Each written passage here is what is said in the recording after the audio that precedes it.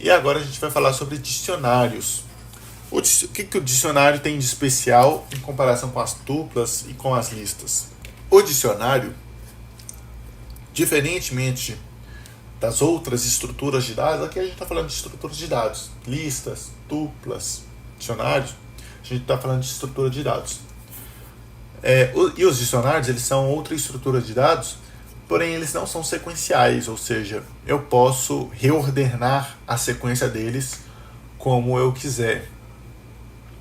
E da mesma forma que um dicionário, ele é composto por um par chamado chave-valor. Ou seja, ele permite apenas uma única chave e essa chave ela vai direcionar a um valor. Os dicionários também são mutáveis, ou seja, eu posso mudar a chave ou o valor dos elementos dentro deles. E ele é declarado pela função dict, ou também, se eu quiser declarar um dicionário diretamente, eu vou utilizar chaves e o par chamado chave-valor, ele vai ser separado por 2 pontos. No caso aqui, no nosso exemplo aqui, eu estou declarando o dicionário 1, que é uma variável, como outra qualquer, só que essa variável é um dicionário, né? E ela tem 2 elementos, chave e valor. Eu tenho aqui na minha primeira chave a palavra nome, e o valor que vai me retornar esse nome vai ser João. A segunda chave é a palavra idade, e no caso aqui é um valor inteiro, 21. Né? Quando eu vou rodar isso aqui, e quando eu pedir para ele mostrar dicionário 1, nesse caso aqui ele vai printar para mim todo o dicionário, todos os pares, chave e valor. Semelhante às listas e tuplas,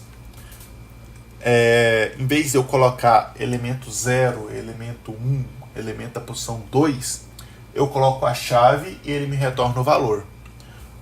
Nesse caso aqui eu estou pedindo a chave, estou informando para ele a chave nome. Quando eu passar para ele dicionário e quando eu quero a chave e mando para ele a chave nome, ele vai me retornar o valor nome, que no caso aqui é João, como a gente salvou ele aqui. Da mesma forma, se eu colocasse aqui dicionário 1 e colocasse aqui no caso idade, ele me retornaria 21, que é o valor da chave idade armazenado aqui no dicionário. Eu posso utilizar aqui, eu estou mostrando 2 métodos de dicionários. Eu tenho a função .case, que ela vai exibir todas as chaves do dicionário. No caso aqui, dicionário 1.case, ele vai exibir todas as chaves do dicionário 1. Se eu rodar aqui, dict.case, que são os nomes que são as chaves desse dicionário, que é nome e idade. E se eu quiser exibir apenas os valores desse dicionário, eu vou utilizar dicionário 1.values, que ele vai exibir todos os valores do dicionário. No caso aqui, os valores é João e 21. Beleza? Dicionário também é algo muito importante. Por exemplo, eu posso armazenar aqui, nesse primeiro item, vou criar aqui um dicionário, exemplo. Eu posso armazenar aqui, por exemplo, colocar aqui como receita, por exemplo, e dizer que essa receita ela vai ser uma lista. E posso colocar aqui uma outra chave, por exemplo, lucro, que é o lucro da empresa.